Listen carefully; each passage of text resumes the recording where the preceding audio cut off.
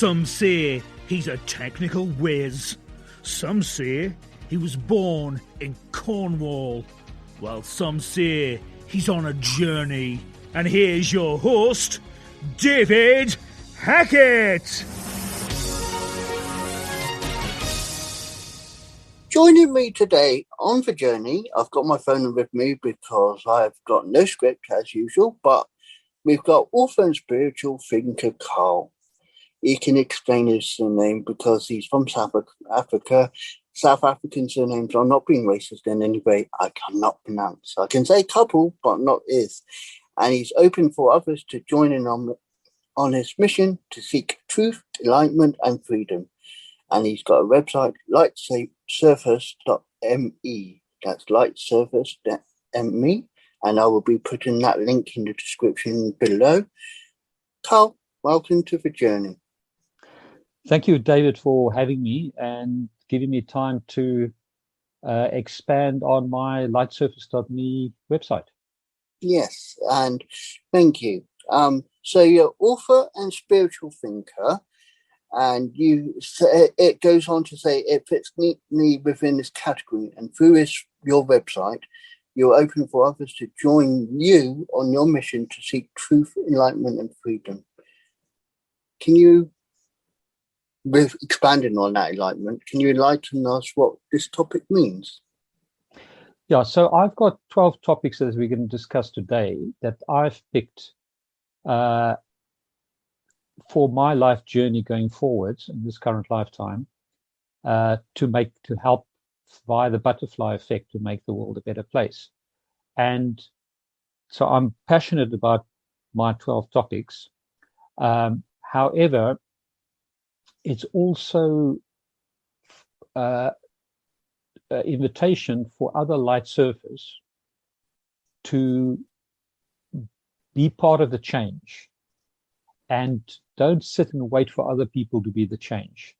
And know that a small butterfly effect can have a huge impact and be the change.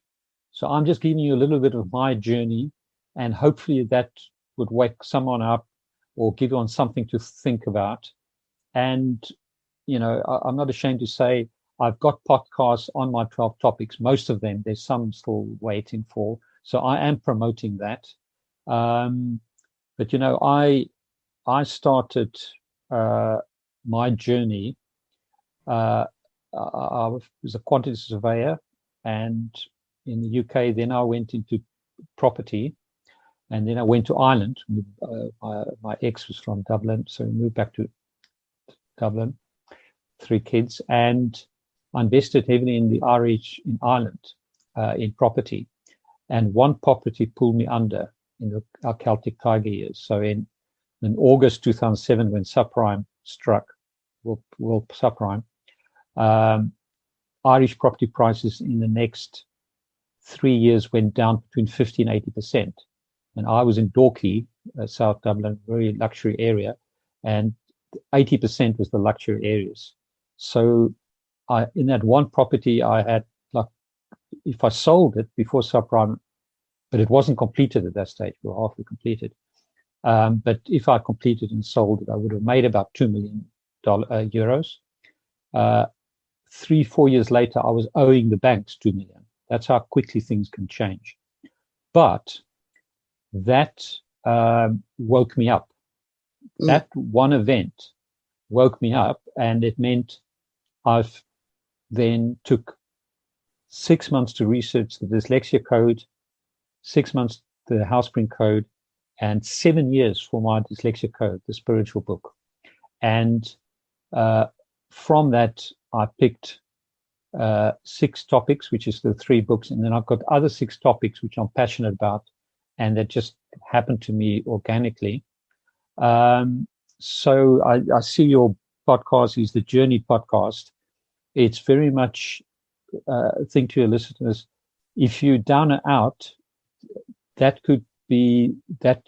is most probably one of the clues through synchronicity that you're about to start something completely fresh and new. Yeah, and we must stress here, and I will say it now, any views that we do share are of your own. people have their own opinions on these topics, and your opinion is what matters today. So that's me clarifying it for you today, if that's okay. Absolutely. I'm not trying to preach or anything here. I'm giving you my views. I'm quite passionate that I believe the most important thing from my 7 years research I was, after 7 years in my Universe Code book, I had 1 million words on my research notes from going to events, books, and whatever. And then it took me 6 months of just sitting down, like 67 hours a day, removing 2/3 of it. And then I was left with 1/3 of 1 million words. And then I chopped it into 21 chapters and I got rid of half of it. And then it's like 21 pieces of a puzzle. And it all made sense. And interesting enough, I had a lot of research from people in it, but it's the research from the spirit world that made the most sense. And that's what I'll quote from. So a lot of the information I'm giving today is from the spirit world. And people mustn't forget the angel Gabriel, via Prophet Muhammad, wrote down the Quran. And billions of people believe in that today. So just poo-pooing the spirit world, but the spirit world information, it's not only spirit world, makes a lot of sense. But the most important thing I discovered was that the truth will set us free. So I've got really tough topics to sell. Marketing people call it disruptive topics. I call it whistleblowing topics. So they're hard to sell, but I have to, because I know that's the only way to world peace. The truth will set us free. And it's got to be hard hitting, because if you go round softly, people will only just walk by and ignore you. So it's got to be really hard to make people realise. Yeah, I've got to speak the truth. So I've got to get to the crux of the matter. There's no sort of pathway around it. You just have to speak. You just have to say, this is what I believe in. These are the facts I've come to realize. This is why I believe this is the way to world peace. And then just that's it. That's all I can do. Okay, so going on to the first topic, and this is the order of what I've got on the website. Why dyslexia is a gift. So I'm dyslexic, but I was never diagnosed. I grew up in South Africa in the 60s, 70s. They certainly never diagnosed anyone. And just over and say 10% of the world population is roughly dyslexic in the autism spectrum, low down in the autism spectrum. And there are thousands of very famous dyslexic people. In my book, I quote names. So you've got Einstein, Nikola Tesla, Henry Ford, Thomas Bell, a lot of inventors, dyslexic. Then you've got presidents, 4 presidents, including JFK, Muhammad Ali, Richard Branson is the most famous current person alive. So, but none of them have been diagnosed. So my daughter was diagnosed at age 9 in 2009 and taken out of the class. And I said to my then wife, we've got to get my daughter back in the class. And what I then quickly discovered in researching dyslexia is Sally Saywords in the States, in Yale University, put dyslexic people down a tunnel, and non-dyslexic people, down the fMRI tunnel, and a dyslexic person mainly used the right side of the brain.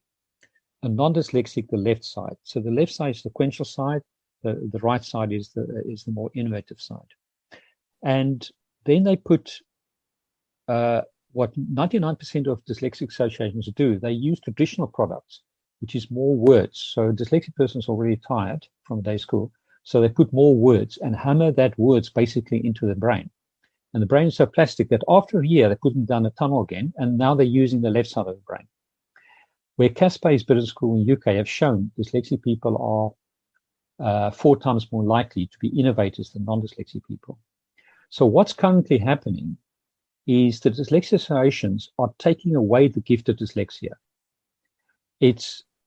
And there's a product of clay shapes that I promote now that I use my daughter, and within 3 months she was back in the class. So it's all about saying to associations, the Creator made us the way we are, leave us the way we are. That's why my subtitle to my book is, so it's Dyslexia Code, why right brain children should be left alone, because they're removing the gift of dyslexia all we need is coping system for the educational system. So I've got podcasts on that. I've got a book, $3.50 on Kindle, and an audio book, $5 something. So if anyone's interested in that topic, but we need to unleash 10% of the world's population. Oh yeah, before I forget, because those people need to be unleashed, because we're making them sequential, which is a gift in its own right to be sequential. But 10% of the world population Einstein's gifts are being taken away. And to me, it's a travesty. But I've got an event, 30th of October. It starts 10 o'clock. It's a Saturday, 10 o'clock UK time on the 30th of October. It's free. It's a Zoom event. So if you go to my website, click on International Celebration of Dyslexia event. And it's myself, another Gibby chapter, then this method that is fantastic, the Davis's method, and Sam Rapp, and then we've got questions and answers. So please join us for that. Okay. And I will put, like I said, I'll put your website in the description on the video and the podcast when I edit this later. Yeah. So the second one, why minerals naturally are everything in health. Okay, so I just want to pull up my show notes here. So I just want to read from one of my chapters. So on mental health, because I saw it's one of the categories of the 5 that you sort of clicked on your thing. So I don't normally talk about specific mental health, but I've got a chapter about, now I'm just going to read this and I don't know how to pronounce it. Molecular ecologic psychiatrist firmly believe that food, chemicals, and inhalants in the environment do indeed affect human behavior. In fact, they now understand that foods, chemicals, and inhalants can change the chemistry of your brain so dramatically that normal behavior is radically altered. The end result of such a radical alteration of the brain's chemistry is called mental and emotional illness. So what they do, these guys, they take people off insecticide sprays, preservatives and food additives, table salt, my chapter 7 of the Healthspring Code, again, $3.50 Kindle book this time, just Kindle. Chapter 7, how bad table salt is, but sea salt and Himalayan salt is fantastic. And they take them off chlorine in water, or if chlorine you swim in. And then after a year, they walk out of mental institutions. So when people are constantly talking about mental health and this and what can you do, if the first thing we need to do in society is, if you've got mental issues, I believe it's an imbalance. And what you need to do is to go organic. And you need to make sure, so I would go as much, I'm 70% organic, and I shop in Little here in the UK, one of the cheapest supermarkets. So I now buy organic apples, tomatoes, bananas on the veg, broccoli, spinach, carrots. There's a lot of organic stuff now. And then I'm vegan, so it's vegan plus fish.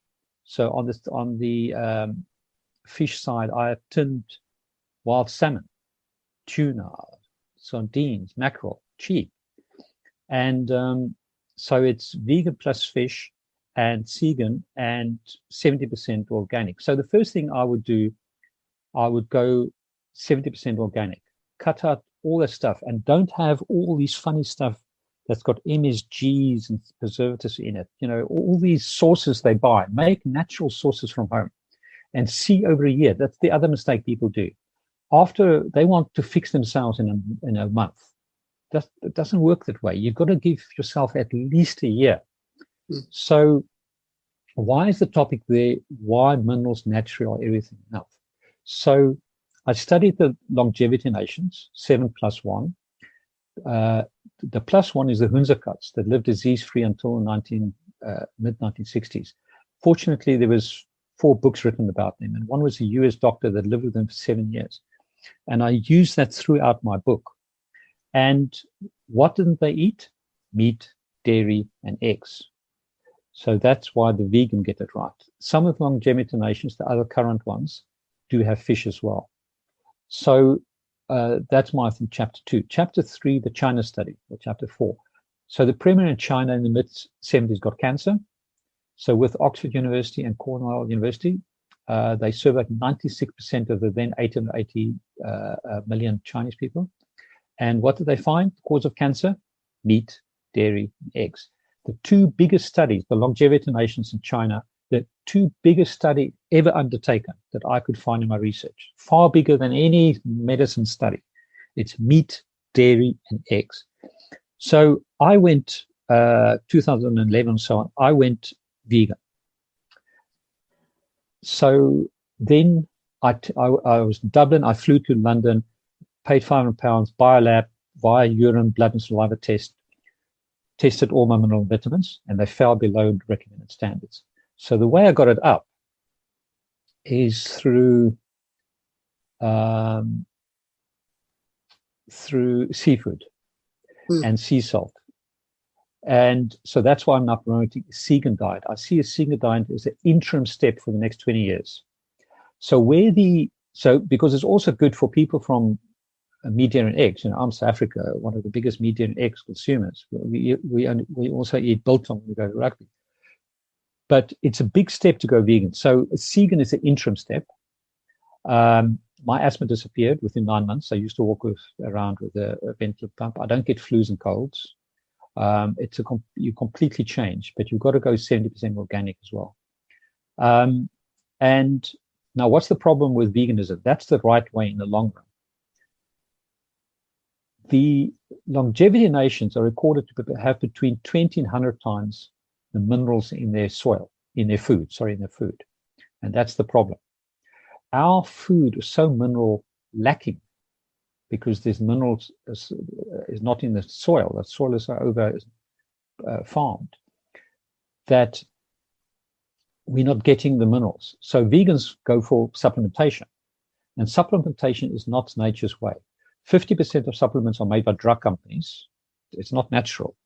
And the other 50 come from food, but nature doesn't elementize.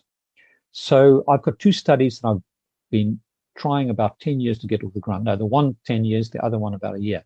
The 10-year one is called the Let's Live Longer Now study. So if any of your listeners is from a research university or know someone at a research university, I've been trying for a long time now I had 2 professors interested, but then they just go away, in showing the world how we can reverse 3 diseases: osteoporosis, cystic fibrosis, and multiple sclerosis. And I'm now adding coronavirus as well. And latest attempt to do this is I'm now with the Trinity Challenge. I've gone to 2nd stage. Closing dates of 15th of April, and we'll beginning June. But the problem is I always go with the medical community, and I go with the diet study because I need a research university. So they sort of opposed to exactly what I'm saying, that I need a research university to pull off the study. And then the other one that I've been busy with the year is minerals in plant study. So I've been contacting agricultural universities. So if there's anyone in agricultural university that can help to put more minerals in the soil, so the food can absorb more minerals, and that's the long-term future of how we're going to fix it. So it turns out that minerals is far more important. So nutritionists talk of 6 things. They talk about minerals, vitamins, water, carbs, fats, and proteins.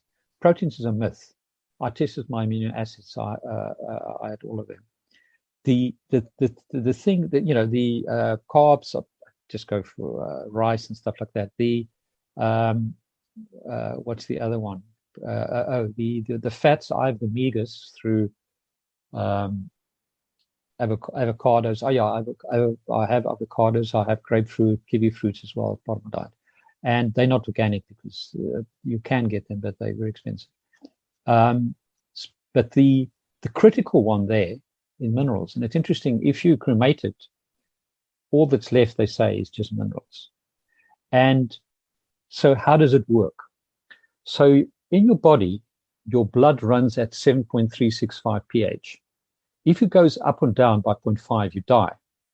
So your blood circulating system, your lungs and your kidney regulate that blood pH to as close as possible to 3.65 pH. So it's 3.65, slightly above 7, because the body is slightly alkaline.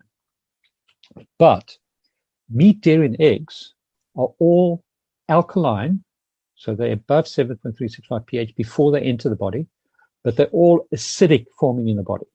It's like acidic battery. It's called a PRAL score. It's all in my book, or on one of my website. If you go on lightsurface.me and you click on Let's Live Longer, you can get all that information there for free. So, however, fruit and veg are all alkaline and acidic. So lemon is, say, 3 to 4 pH. Broccoli is, say, HPH, but they're all alkaline forming in the body. It's like a cool alkaline battery. So where the alkaline industry get it wrong, because they believe everything you should eat should just be alkaline, is that you need fruit. You need the sugars of fruit, and the longevity nations have plenty of fruit coming in, but you need the acidity of fruit temporarily in your stomach to absorb the minerals. But then there's many things more. You need to make sure you've got the right gut flora in your body. There's a test you can go to. I think it's chapter 17 in my book.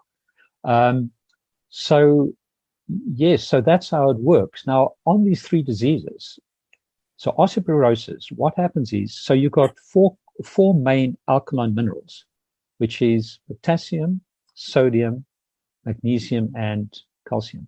So with osteoporosis and myelin cancer, because of the acidic forming body, the blood, to stay 7.365 pH, has to pull alkaline minerals. So it pulls calcium from the bone because of a person's genes. So I believe all the cause of all diet, all disease is meat, dairy, and eggs, and pesticides. But because of the genes, different people get different diseases. So some of osteoporosis, the body for some reason pulls the calcium from their bones. For multiple sclerosis, their nerve system crisscross chatter, what they call it. So around the nervous system, you've got the myelin sheath, and like a rubber insulation around an electric wire. And I immediately knew when I read that, if I'm going to find that if I research the myelin sheath, it's going to be alkaline minerals. It was 90% alkaline minerals. So all the body is doing, it's the acidic. It pulls that alkaline minerals from the myelin sheath to let the blood stay at 7.365. And then what's the other one? Cystic fibrosis. So, but my asthma disappeared in 9 months. So cystic fibrosis is all about the lungs. That's the one that's going to be the quickest to recuperate, to work. So that's a little bit of a flavor. That's my second book, the Healthspring Code. Okay, the next topic, creator versus God. Okay, so the next 4 topics is from our book, The Universe Code. So the creator versus God is the biggest topic. Now, all these things, I've got podcasts coming very soon. So,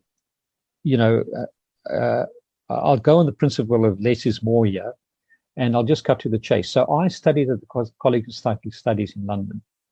I did many, many courses over sort of 5, 6, 7 years, and used many mediums to help me personally and stuff like that.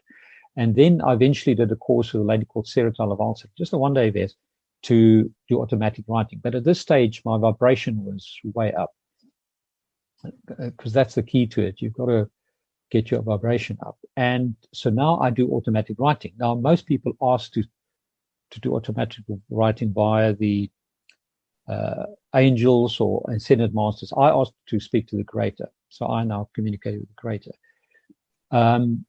And the I don't know why I've mentioned this, because I actually I thought I was going to use this to say what the Creator is. Actually, Angel Margaret, which is she communicates with a guy called Lee Gavin in the States, says that this explanation is very close, this analogy is very close to the truth of what the Creator is. She says, we as people are the computers. The angels are the mainframe. The angels are the service, and the Creator is the mainframe computer. So us plus the angels together is the Creator. So the Creator is the fluffy matter after the Big Bang, and which was in spirit form, which then became mineral. You had Earth and other planets, and then you've got the plant kingdom, and then you've got the animal kingdom, etc. God, what is God? And I always feel sort of guilty in talking about this, UFOs, and this should be no thing like this, because UFOs, I believe governments have made it, they falsified so many things that you feel nearly wrong to talk about it.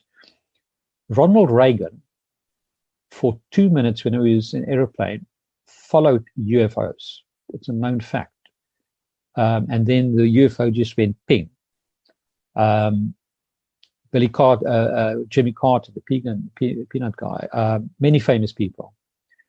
The Pentagon have twice now announced over the last 15 years, and recently, that their Navy fighter pilots have seen UFOs.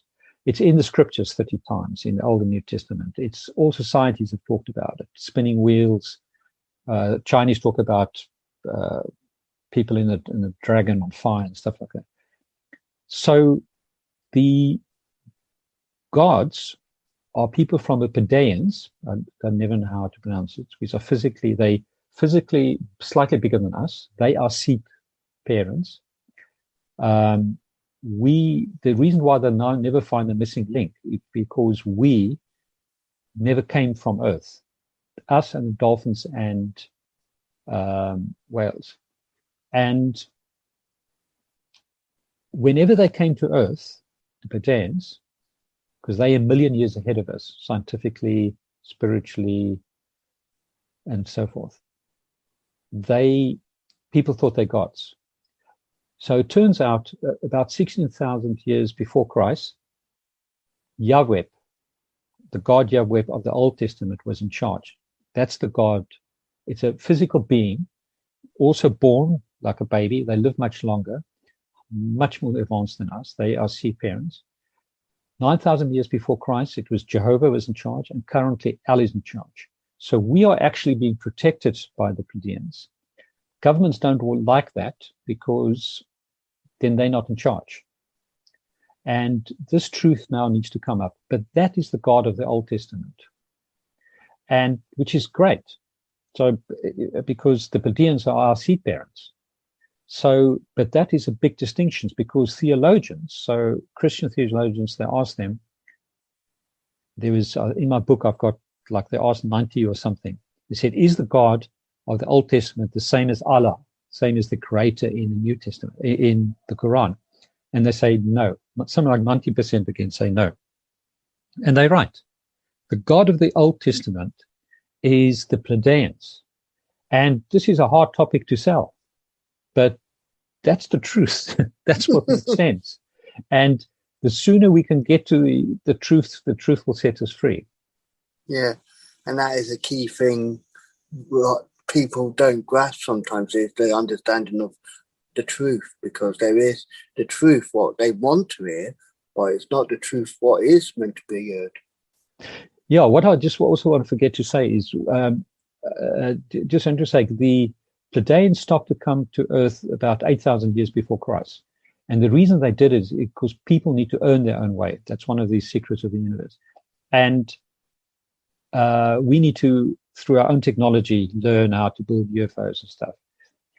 So But they still have sightings, but they don't physically, except with a guy called Billy Meyer. So Billy Meyer, that's now early 80s in Switzerland, has got a whole center around him, the figu.org, figu.org. And he was a true contactee. And the creator tells me, maybe that's why I thought, that he was the only contactee in our lifetime.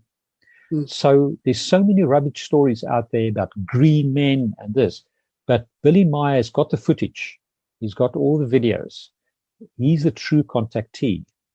And I'll discuss him in the next topic again. So there's so much misinformation to make people just think that this is crazy stuff, but it's not.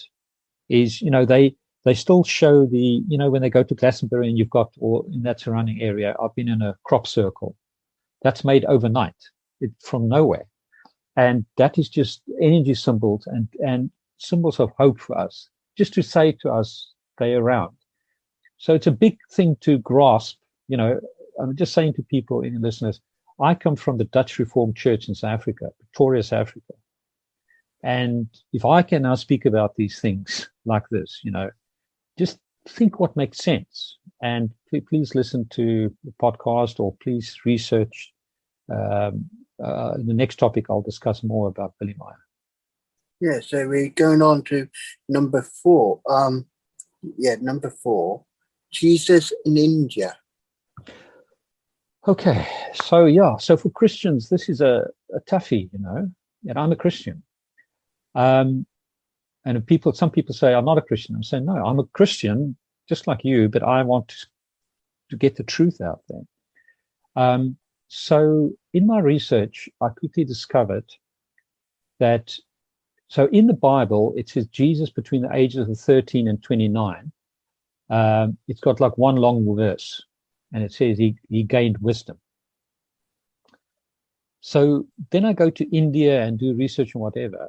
And so in the ages 13 to 29, Jesus went to India, and he first studied in Jagannath, which is the current Puri in India, with Hindus. And I'm trying to get the information from the 145 fifth Swami or something, but I'm not getting any joy there. But then from there, he went north and he went to Tibet, just north of current India, north of the current Kashmir. And there he studied Buddhism for about 6 years. And when he was there, so then he studied. And then the monks wrote down what they call the life of Saint Isa. And when other monks from around the globe, around that area, Indian stuff, went to that, it's called Lhasa, L-S-A-H-A, that main monastery in Tibet, they then rewrote the life of St. Isa on things. I think it's Pali language. And one of those monks took that to Leh. So Leh is in a province or whatever of India, just to the east of Kashmir, Ladakh. And then from Ladakh is Himas Monastery. I've been there. And which 5 people now have seen separately the life of St. Isa scrolls. And there's a Russian guy, Novovich, that wrote a book about it. He was the first one that found the scrolls. So I'm calling on the Dalai Lama to get those scrolls carbon dated and released. Now, why is that important? So in Kashmir, Hinduism has got a huge, so I only study the 5 main religions because they make up 75% of humanity. I couldn't study everyone. So Hinduism and Kashmir, the north tip of India, is hugely Hindu, because Shiva turned out to be not a god, it actually was a prophet, a Hindu prophet that was heavily in Kashmir. And Kashmir is part of India that's Indian controlled. And so currently a lot of Hindu names and stuff. I went to a local shrine in Srinagar, not in Srinagar, outside 2-hour drive from Srinagar, for Moses. So Moses, 1,200 years before Christ, was in Srinagar, believe it or not. I can't talk too long about it. There's actually a potential reason for that, but it's all in my talks. And then, so there's a Jewish connection there. And then Jesus. So the Talmud of Gamaliel that was found, so Jesus survived the crucifixion. He went and he died in Srinagar, Kashmir. He had 3 sons. His eldest son, after his death, went back to Jerusalem and he lived there for the rest of his life. And he put the scroll in the same grave that Jesus was in resin. Then in 1963, with information from the Bedeans, Billy Meyer went to go and get that scroll because Bedeans know what's going on. As soon as he got the scroll, an Iranian guy was translating it into German. The Israelis bombed and killed him. But 30% of it's now online, and I know Billy Meyer's got the scroll. So I'm calling on Billy Meyer to now get the carbon dated and released. Because what they say is, in the Talmud of Gamaliel, is that Jesus didn't, like the Quran says, Jesus didn't die on the cross. He went to heaven, but he didn't die on the cross. And that went to heaven was a near-death experience. That's when myself asking the Creator. So when the whoever that crucified, what did they call him, Jesus, when they took the big boulder in front of the grave and saw he's gone, they put it back and they went back to him and they said, just tell everyone that he's gone to heaven. And that's where the whole thing of that Christians now believe in. But if you think about it, so the grave had a secret entrance.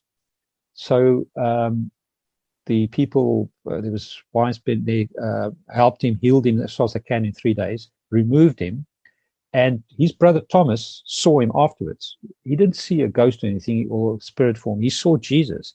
Even Saul saw him on the way to Damascus. So Jesus stayed in hiding in Damascus. He already knew that they said he went to heaven, but he didn't go to heaven. But so that's where it came back. And then they escaped. Jesus, Mary, his brother Thomas, and Judas Iscariot. Judas wasn't actually Iscariot that they say it was. They then went east, Afghanistan, Pakistan, and then Mary died in Murree, Murree. There's a town built around Murree in Pakistan, 80 miles from Srinagar. And then Jesus died in Srinagar at age 115. So it doesn't make sense that Jesus just went into spirit form, or does it make more sense that he actually lived? But we need to get that information, that the Talmud of Gamaliel now need to be carbon dated and released. So yeah, that's Jesus in India.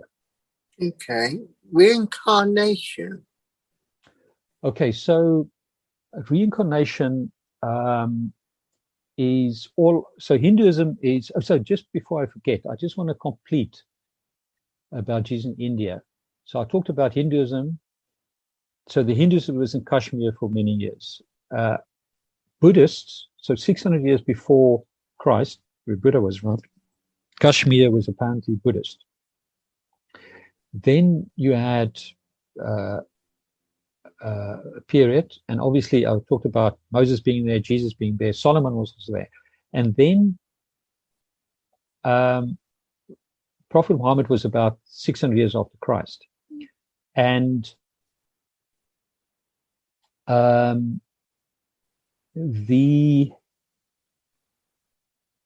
currently 96% of Kashmir is Muslim. Although it's India controlled, it's Muslim. And that's why Kashmir is a heavily disputed area. But if Christians if those documents are released and can understand that Jesus was taught by Hindu and Buddhist scholars, you're going to pull those three religions together. It's the start of world peace. Then, because the religions need to relax. and then we can get world peace. The religions need to understand there could be mistakes in their scriptures. It's not changing any religion. It's just the understanding that there could be still things wrong. Muslims believe in Jesus and the Old Testament prophets. So now you've got 4 of the main religions together. Jesus was a Jew himself. So now you've got 5. So Kashmir to me is the place for future world peace. It's called the heaven on earth, and it's beautiful. But it's the place for that. Okay, reincarnation. Yeah. So Hinduism is all about reincarnation. They see the creator in the Ganga in a cow, etc., etc. Buddhism is all about reincarnation. Whenever I went to a Tibetan monastery, you've got these wheels that you spin. It's all about the cycle. In Judaism, the only proof I can get that reincarnation was taken out is the Zohar. So the Zohar was communicated 200 years or so after Christ to Rav Barai Shai, don't know if the correct name. And in any case, the Quran is the secret of the Old Testament, the Zohar. And the Zohar is all about reincarnation. And just so interesting, Kabbalah.com is unbelievable. It's the secrets of the Old Testament. Christianity, we've got the Talmud of Gemanil that needs to be authenticated. And it's all about reincarnation. And Jesus could see ahead, he could see in the future. He knew his name was going to be changed by soul to Jesus. His real name is actually Gemanil. It's all about reincarnation. And then the Quran is the most authentic document that I could find in my research, 7-year research. The problem in Islam is this. The Quran in Arabic form is pure. But now you've got 163 different Muslim sects. They've done much better than the Christians, because Christianity, you've got between, Wikipedia says 1,000, some others says 30,000. But every Muslim sect have a different spin on the Quran. And, Shunna's here, it's only 2. And we now need to go back. There's one website in my book that have 7 translations of the Quran. And then you can start seeing what is the truth. But in Arabic format, it is the truth. And then to make matters worse, after Prophet Muhammad died, they wrote the hadiths. Some people that knew him, some people 100, 200 years later didn't even know him. And we need to scrap the hadiths, because 80% might be correct, but it's the 20% that's not. We need to go back to the Quran. Now, the Quran is a highly scientific document as well. And they've only been discovering in the last 100 years how much has got its science. It's unbelievable. That 600 years after Christ, Prophet Muhammad, by Angel Gabriel, he couldn't even read or write. He just started writing these things down. And that's why it's so pure, because nothing's been changed. No scholar could change anything in it. And the highly scientific document. The problem is Muslims have never looked for reincarnation. Reincarnation is in the Quran. You just need to go on a web browser to see it's there. So the whole cycle of reincarnation is you plan your mission to Earth in the spirit world. When a baby is born and open the mouth, the first breath, the soul comes into your body and enters the hip area. It's the most dense area. And then your human energy fields go from there. And then when you pass over, you go through your pineal gland, which is in the middle of your brain. This is all information from the spirit world. And you then go to the Akash. There's 3 places in Akash, but basically the way to put it, it's in Earth. You sit in silicon, whatever, that stores information in Earth somehow. And that is actually your ghost. And the rest of you go off to the spirit world, and then you plan your next reincarnation. And it turns out to be, it turns out to be that Earth is hell. So we come for life lessons. Now, heaven can also be hell, because if you haven't done your life lessons, then you've got to come back again. So when you're in spirit world, it's hell again. So, and that's so critical for people to understand reincarnation. And that links so much into the truth. Because the first thing I'll say to someone that's murdered someone or abused someone, just ask for forgiveness and just take the consequences. Because otherwise you're wasting a lifetime. You're going to have to come back for a lifetime again. And it's a critical thing to understand that reincarnation if we want world peace. I totally believe that. So, 6, human energy fields chakras. Okay, now for this topic and the next topics, I won't give as detailed as before. Okay. But human energy field, we've got about 7 human energy field around us. The third field is our mind. The brain is only a relay station. So, and science have discovered a lot of this, but I cannot believe that half the scientists are currently researching this. So if you're in the electromagnetic spectrum, you look at it, we can only see less than 1%. It's like 0.0035% of the electromagnetic spectrum. And thank God, because if you could see the rest, it will be crazy. So that's why they always talk about 95 and the 99% dark matter. It's not dark, but it's just that we cannot see it. So we know a radio wave carries memory, but we can't see it, but it's there. So gifted people can see human energy fields from all societies, from many centuries. And Valerie Evans have now shown each one got a frequency. And yeah, the mind is the third layer. It's simply around it. And then it communicates with the DNA and your brain. And your brain is a relay station for making you move and do things. Now, I've come up with a big theory on that, but I invite people to listen to the podcast on that one. Okay, that'd be good. So 7, why the moon landings never took place? So the reason why this is important is because of reincarnation. Countries have got karma as well, not only people. And in my view, and the greatest view, America pulled off the biggest hoax ever. And they need to rectify that. It's Americans and NASA need to rectify that, not me. We cannot have world peace without that. America cannot be the lead of the free world and tell China what to do unless they've cleared up this biggest hoax that's ever taken place. So I go through 5 photos. And my universe book, I researched 7 years. I researched this for a day. So I'm still learning. So I'm going to post a second one in the next week or so on. And then I'm going to have a third one and I'll stop. And I'm learning every time a bit. But I just look at 5 photos. And one photo is shadows. So on the moon, the sun is millions of miles away. So if two people next to each other are standing on the same height ground next to each other, their shadows has to be parallel and the same length. And just put in moon landing shadows and you'll see there are photos. There are photos that they take with a wide lens, which they are not parallel. That's fine. But there's ones at the right angle.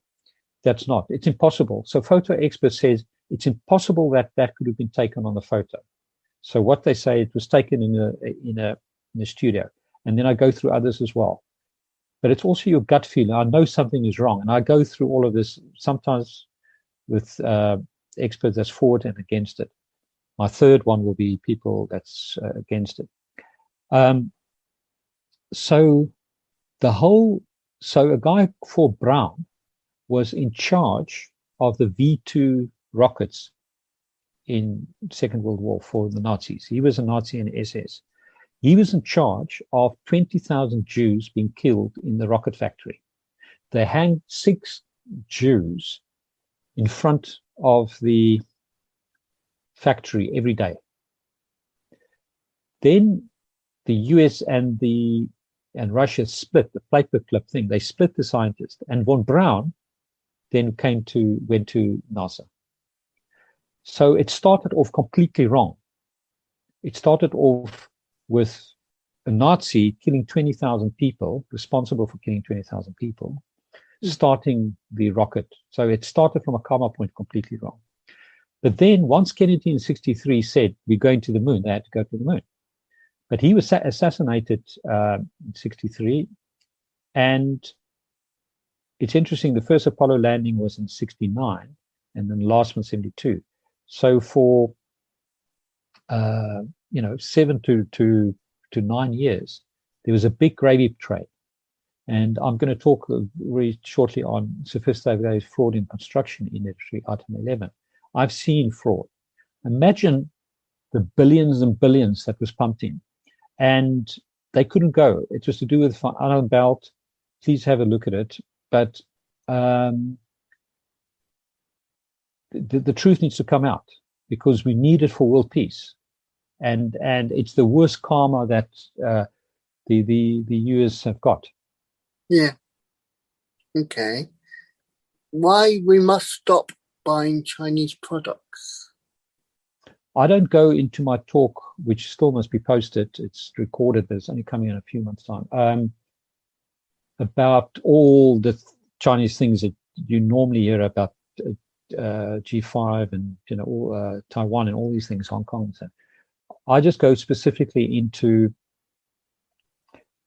all Communist Party members must be atheists, and 25% of the Chinese are non-atheists. So something like 18% Buddhists, 4 or 5% Christians, and 1.6% Muslim, and they're being heavily persecuted.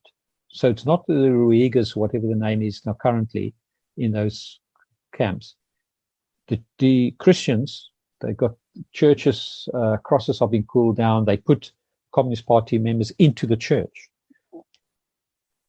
The Muslims, if they are under 18, they can't go to a mosque. If they're over 18, the Communist Party is next to them. Imagine that. And then we all know what's going on. So I'm calling for people to boycott, to buy Chinese products. I'm not buying any Chinese products anymore. And I know on apartheid, I grew up in South Africa, that sanctions work. And I'm calling on the US or the UK government to cut to the chase now and stop all import from China. It will make prices go up a little bit, but it will then be manufactured in India and places like that. There will be a short swim. We just got to tackle it head on. Today the US is sitting down with China for the first time now under Biden. This 2-day thing, 3 sessions. It's a complete waste of time. The only way to get China on board is economically. You've got to cut to the chase, and I believe the UK should. It's tough love. It's not. You can't. It's fine to be atheist, but you cannot persecute people in a country and then do business with them. You cannot. Yeah, makes sense. Okay. Climate change, practical steps. Because we've been going nearly an hour. The last 3 topics I'll literally just say were a few sentences. Okay. My first podcast I posted is 10 minutes long.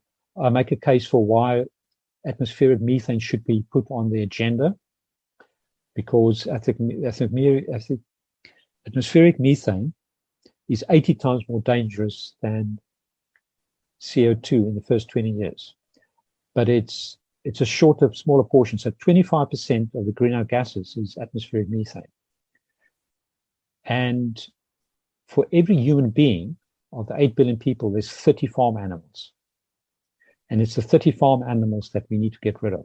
And I know a lot of people, my best friend in South Africa, one of my 2 best friends is a butcher, so I understand a lot of people are not going to like that. Then my second talk is about, that I posted, is about practical steps in climate change. I've really followed a lot of things, and I did a 3-part course, online course last year with Southbank University. I'm an alumni there and in London. And I talked about 40 minutes in real practical steps that people can do it every day. And please, if you're into climate change, go and listen to it, because they're definitely going to be, out of the 7 or so steps, there's going to be 2 or 3 that you've never heard of or thought of. Yeah. Okay. This is an interesting one, because I find it really passionate. How to project your, I think that means how to protect your child from paedophilia. Yeah. So what in that, so when I was in the UK with 3 kids, my daughter was about 6. I was playing with her and my second daughter, and she said to me, "Daddy, is it true that I've got 2 daddies?" And within 2 weeks, I was out of my quantum surveying practice, and I started working from home and just investing in property, because I already started investing in property. I first thought that my ex might have been having an affair with this other guy, because she told me who this other guy is. So, and after a year of picking up grooming things, I went to an expert, and he said to me, cut all ties with the family. So it's my story from 2003, 2004. My youngest son is now just out of school, so first time I can really talk about it.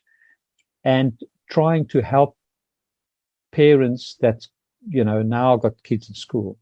And then I talk about going to Dublin, being forced out of the school in UK, going to Dublin, and then something that happened in the Scouts. And so that one I didn't study, it happened organically. Number 11, sophisticated fraud in the UK construction industry. So I was a quantity surveyor for 30 years, mainly in the UK. Actually, the 7 years I was in Dublin, I wasn't a quantity surveying, but all the rest of the time. And I ended my career on 2 projects, about $250 million each. So ended up on massive big jobs. And on both of them, there was a procurement method called one-stage tendering, design and build tendering. And this particular procurement route is used on massive jobs, about 20%, most probably in the UK. And I found that I can't go into the details because you need time to discuss it, how it happens, but it's all there, the podcast. But it's like a checkbook to a contractor. And on one project, I found it's 20% over. Now imagine 20% on $250 million, what it should be, and the other one 30%. And we know the prices. In quantum surveying, you've got pricing books like Spons, Wessex, Laxton. So you know the prices within 2 to 3%. So, and I talk about it and how it should be fixed, and my fear of quantum surveying being a dying profession, and how to fix that as well. Okay, and the final one what's listed here, and it's a last ultimate one, how to go for it big. Yeah, so that one I'm doing the 2 podcasts at the end of this month, so they'll be up beginning April 2021. And it's not titled how to make it big, it's titled how to go for it big. You might make it big, but at least go for it big. So these 2 projects I just mentioned, they were much easier projects than smaller jobs, because on large projects, the consultants are paid more, so they can hire better staff, and you've got less staff. So as a quantity surveyor, you might have 5 jobs with 5 consultants each, so 25 consultants. If you work on a big project, you might have 10 consultants, but that's it. So I found that the bigger jobs were the easier jobs. So it doesn't sort of hang true, but it is. And the most important thing is to think big and start with small steps. It is absolutely critical. And I cannot even start with this discussion because it's a 30-minute discussion. You have to go through all of it. So I'm just inviting listeners to go to lightsurface.me and under 12, how to go for a big. It's certainly what I found out from my research and what I would do if I had to do it again. Okay. To sum up, is anything else you want to add? All I'd like to say is the most important thing I've discovered in all my research is always speak the truth. Whatever you do, whatever the consequences, even if you're going to lose your ex, because I came out to my ex to say, on top of us losing everything and myself becoming spiritual, I said to her, like I started opening up that once a year I had sexual encounters, you put it that way, and which is completely wrong. And I'm just saying, everyone, the truth will set us free. Always speak the truth, even if you need a job, and they ask you a question, just speak the truth. Karl, it's been a pleasure hearing about your steps, but thank you for being part of the journey. Thank you to you, David. Here's the TikTok influencer you'd love to be. No, not that one. This one. It's Cosmic Stars 78, better known as Melissa. Follow us on Facebook, www.facebook.com/shareawiseword or two.